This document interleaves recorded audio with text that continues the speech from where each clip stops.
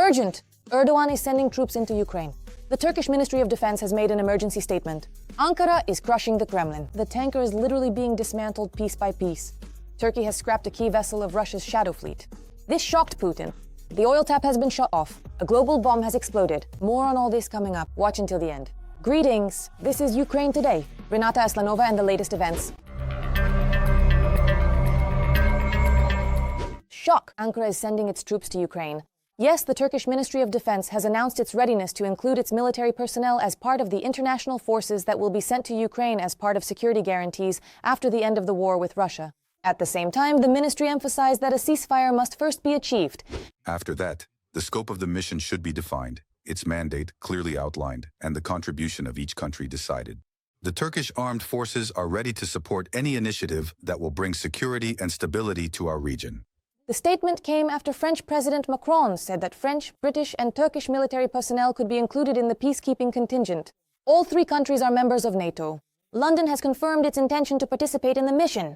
The head of the UK Ministry of Defence noted that the deployment of troops will take place as soon as peace is achieved. According to him, after a series of visits to Ukraine during the summer, it was determined which military units would be sent there and where the group headquarters would be located.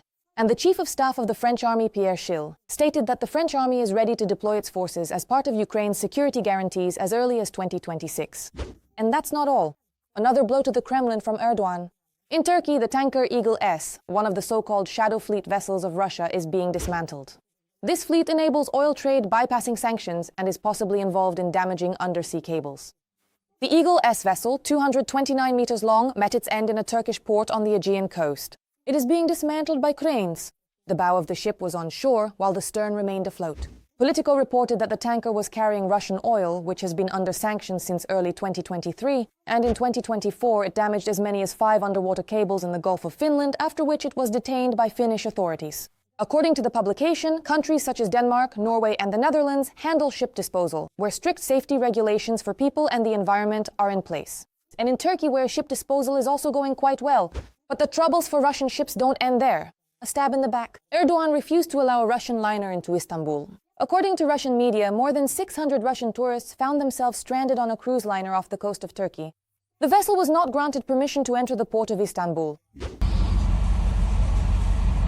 November 20th, we've been anchored for an hour and a half and they won't let us in. On board.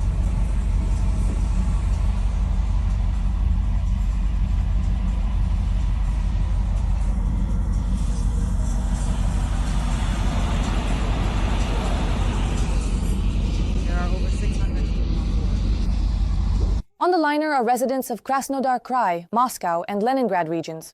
All of them bought a 2-week cruise with stops in Marmaris, Antalya, Bodrum, and Izmir for 260,000 rubles. This is the first Russian international cruise liner operating routes to Turkey, Egypt, Georgia, and other countries. The vessel is designed to accommodate 1,328 passengers. It arrived at Galata port but did not receive permission from the Turkish authorities. The liner was forced to remain at anchor. And this is, in a way, Turkey's response to Russia's own provocative actions. Earlier, a similar situation occurred with the Sea Bridge ferry, which was supposed to become the first cargo passenger ferry between Trabzon and Sochi in 14 years. After arriving in Sochi on November 8th, it was forced to remain in the Black Sea waters for more than 2 days, waiting for a decision from the port, but never received permission to dock. The ferry, with 20 passengers on board, was forced to return to Turkey. The governor of Krasnodar Krai at the time explained the refusal by saying that Sochi was not prepared to receive such vessels. The border directorate of the FSB, the FSO, and the Sochi Customs stated that launching a ferry service between Russia and Turkey under the current circumstances is technically impossible. Well, and the propagandists immediately came up with thousands of incredible reasons why the Turkish vessel was detained. But apparently, that kind of explanation didn't really help them. The arrival of a ferry from Turkey in Sochi really does look quite ambiguous from a security standpoint. Then of course the issue isn't with the passengers, but with the vehicles being transported by the vessel. Everyone remembers the route by which explosives were brought into Russia, which the Ukrainian special services used to carry out the terrorist attack on the Crimean bridge. Turkey is doing the impossible. Erdoğan slams the Kremlin and openly declares Crimea is Ukraine. But the sensational news doesn't end there. Ankara is turning into the main logistics and energy hub for Kyiv and its allies, completely bypassing Russia and cutting off its lifeline. Watch for all the details. The end of relations between Turkey and Russia. Ankara has confirmed its support for Ukraine's territorial integrity and its readiness to help rebuild the country after the war. Turkish President Recep Erdoğan stated this during a joint briefing with Ukrainian President Volodymyr Zelensky. We have once again reaffirmed our commitment to the territorial integrity, sovereignty, and independence of our strategic partner, Ukraine. At the same time, as Turkey, we are always ready to discuss with Russia any proposals that would accelerate a ceasefire and pave the way for a just and lasting peace.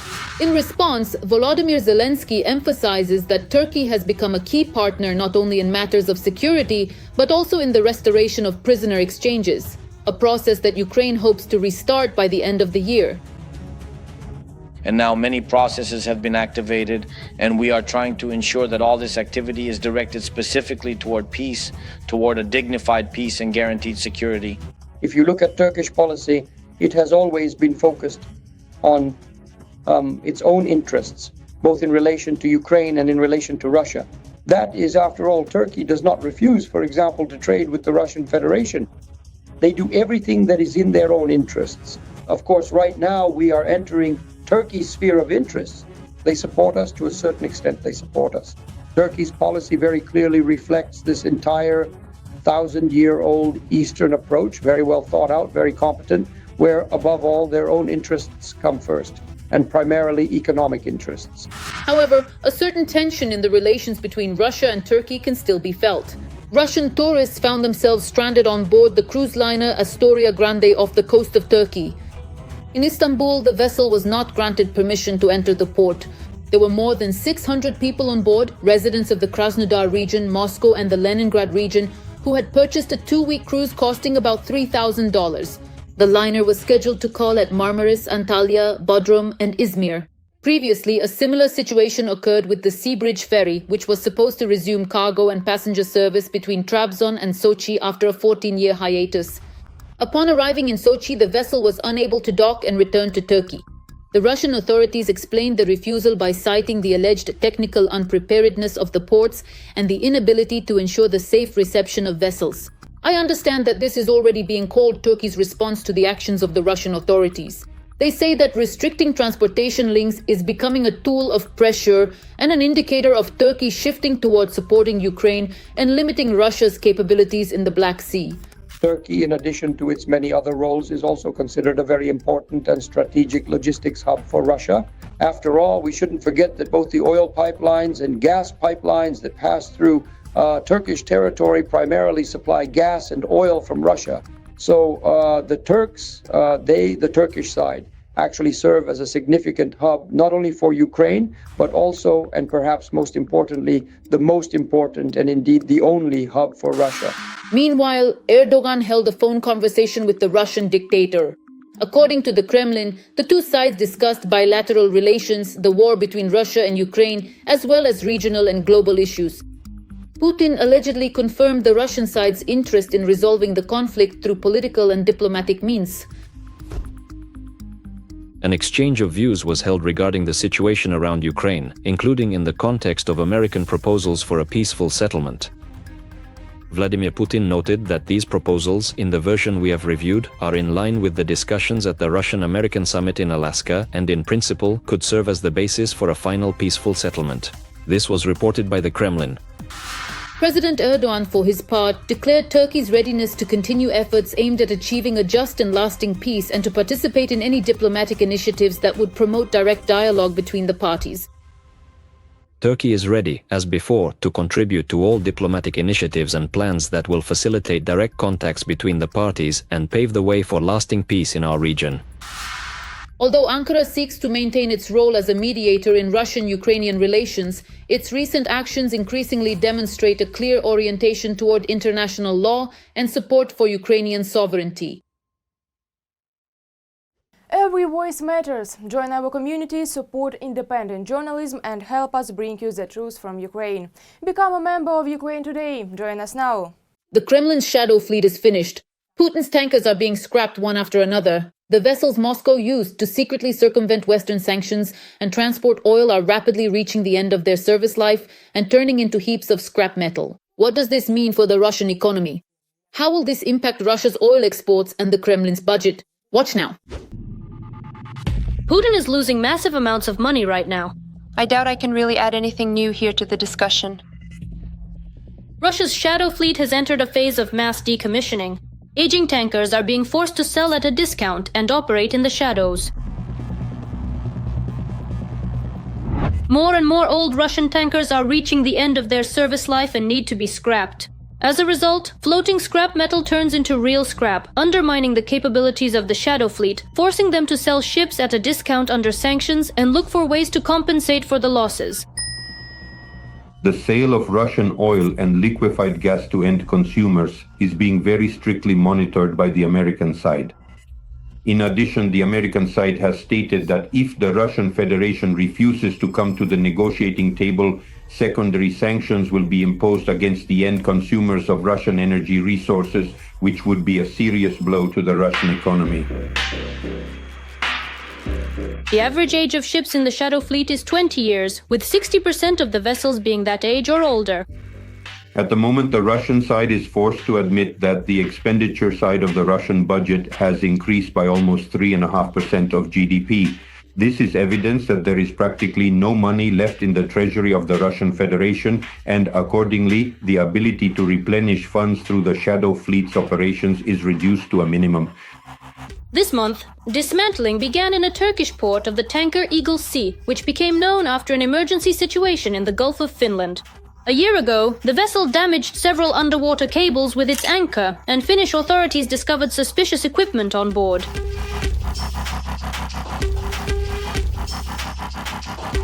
Andriy Kulik, the Russian Federation is forced to sell oil at a 40% discount. This means that even end consumers are able to understand the potential risks associated with possible sanctions from American partners. And the further actions of the Russian Federation, namely the deliberate lowering of the price of oil, indicate that they are essentially being forced, due to various economic and geopolitical pressures, to dump prices in order to retain at least a certain number of consumers of Russian energy resources, such as oil and natural gas. Narrator: many ships in the shadow fleet have already exceeded their service life. That's why these rusty tubs won't last long before they have to be decommissioned. In 2024, 409 ships were officially scrapped. Andriy Kulik, the number of scrap vessels will continue to increase. This pressure is also being exerted on other countries that provide their flags to Russian vessels. It should also be noted that EU countries have imposed additional sanctions against the so-called shadow fleet of the Russian Federation, minimizing the possibility of using this loophole to replenish the Russian budget. Narrator: Russian tax revenues from oil sales are at their lowest since the beginning of the war. Sanctions are hitting Russia hard, and there will be even more of them. Andriy Kulik, losses from US sanctions at this point are already approximately approaching a total of $100 billion.